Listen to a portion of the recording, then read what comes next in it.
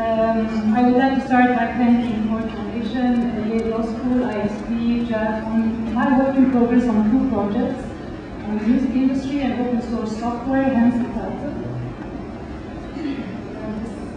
As components of knowledge, which is an integral component of human development. And I'm not talking growth in GDP, and I'm going even beyond the United Nations definition of human development in GDP growth, education, and health.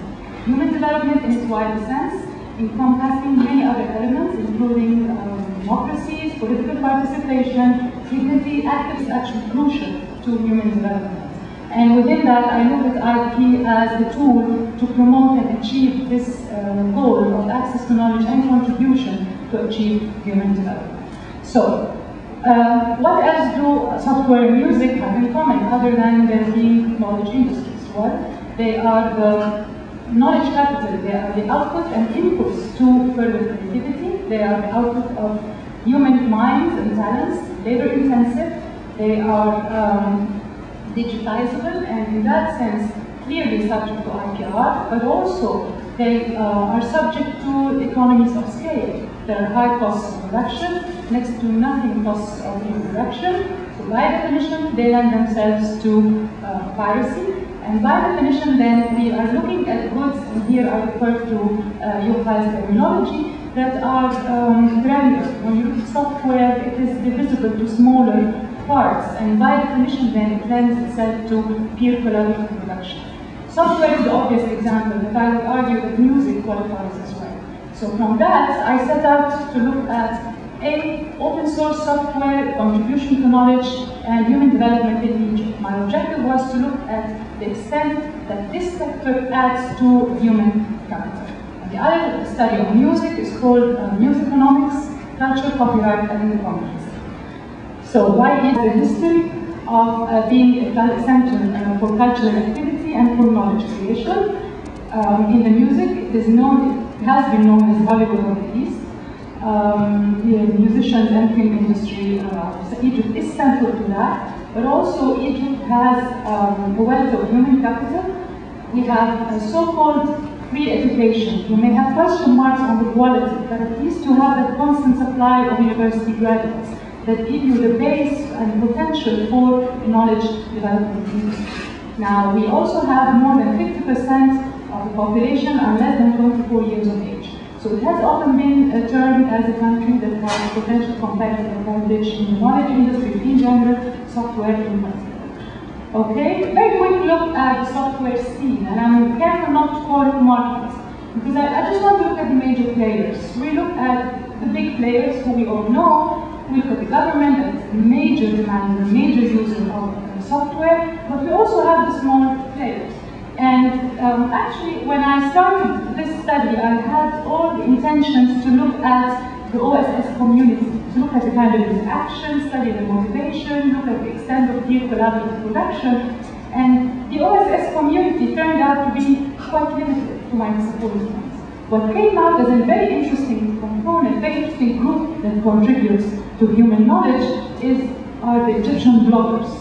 And here, I will not go into details for the interest of time, but I'll be happy to take questions later.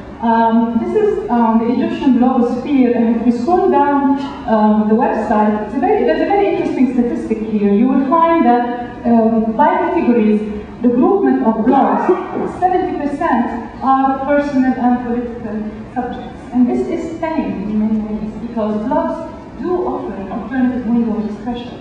And this is a way for these young men and women, and I'm sure most of them are very young men and women, I interviewed quite a few of them. This is a new window of expression. This is away from their homes, from the official press, media, even the country is often captured by the police.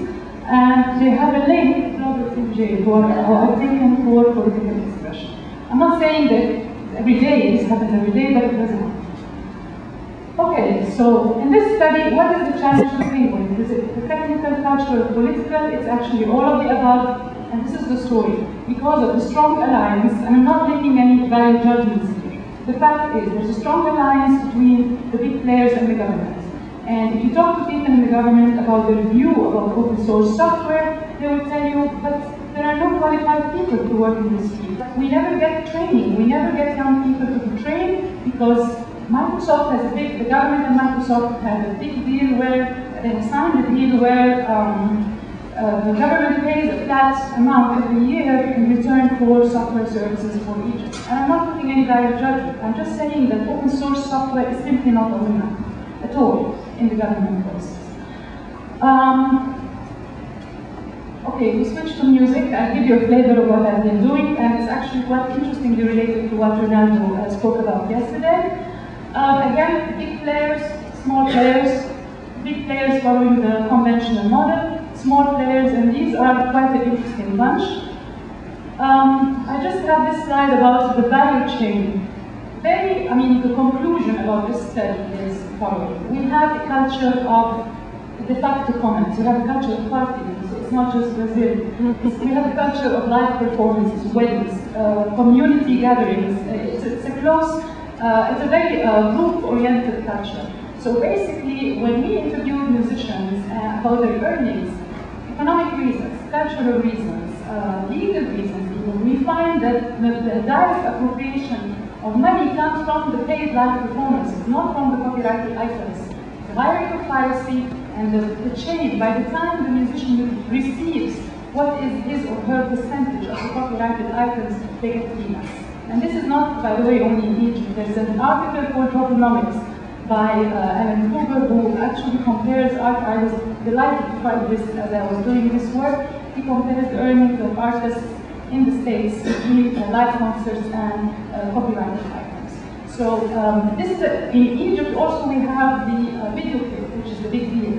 So basically, weddings and live. So at the end of the day, what artists are trying to do is they put out their music, sometimes for free, in the hope of being known and receiving payments for that. Just to give you an example, the rate for a Lebanese singer in a wedding in Egypt is $40,000 in a country that has $4,000 GDP per capita and purchasing power.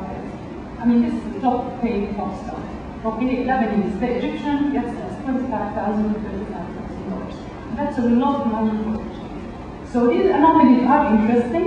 And the conclusion here is that my conclusion on this work so far is that really the role I was saying, and in my research I actually compare Egyptian underground music to techno reggae. So the role of copyright is questionable. What I've tried to look for is what do these two studies have in common? They have different points of focus. It's basically that you have the big players that follow the conventional business model, the proprietary IPR protection, and that in fact end up appropriating perhaps huge rents over the creativity of the creators. The alternative is the small players who try and work through alternative IPR regimes, alternative business models to develop different return for creators. It is a bit of a generalization, but really the digital economy looks very much into the role of the middleman.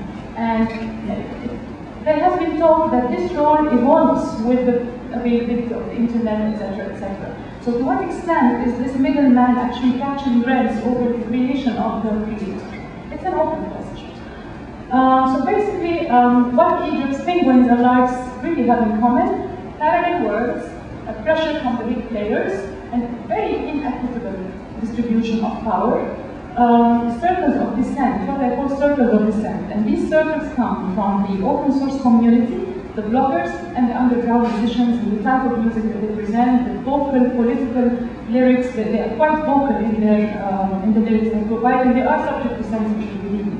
So it's an interesting mix of sort of the people working in tiny segments of society, but do have a very strong presence.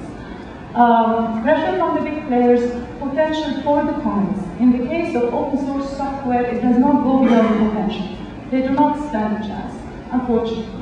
In the case of the underground musicians, the commons exist de facto. They bring out their music in the street in the hope of receiving fame and using this as a means to be known and to be hired for live performances. In the case of bloggers, they're out there in the commons and they are paying the price. Not all of them, but the political bloggers do. So in a nutshell, I'm looking forward to listening to Jewel talking about that. But in my context, in Egypt, What are we trying to do? These are two industries. How can we achieve this wider access and contribution to knowledge? I would think that the major players are there and they have a role. Microsoft has a strong citizenship program in Egypt that supports, they have programs that support education, etc., etc. Intel has a strong education program. So there are activities out there, and I think this should be encouraged. On the other hand, the tiny players should get a chance to provide more space for the tiny players. Maybe they be the open source community who's struggling to find some space, or the underground musicians who are just grappling with business models trying to find some place for them. And this is actually one of the things that we like to do. I would like to work with a particular NGO, and collecting the underground musicians and trying to find the business model to find some monetary appropriation given the current regime. Finally, the government is tricky, because if you go at the very top end, you stand the risk of losing credibility with people at the lower, at the other musicians, the open source community, etc.